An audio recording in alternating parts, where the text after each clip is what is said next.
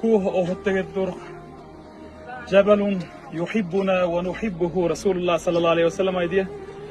Qara yak Cebel Uhud bir dağı ki biz şunu qovuriye koş dağı da bizi qovuriye diye.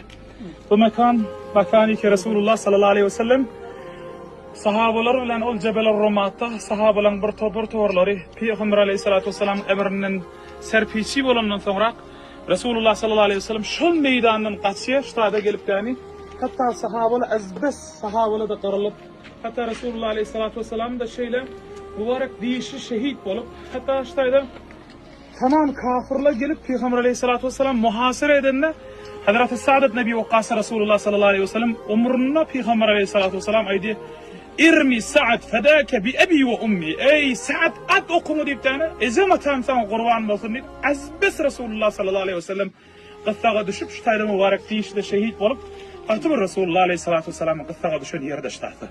Allah Resulullah sallallahu aleyhi ve sellem'den razı olsun ve bizler de Resulullah aleyhissalatu vesselam hakiki ümmet olmakla Allah-u Zülcelal müyesser nasip eylesin.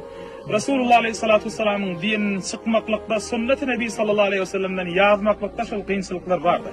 Allah tevfik versin.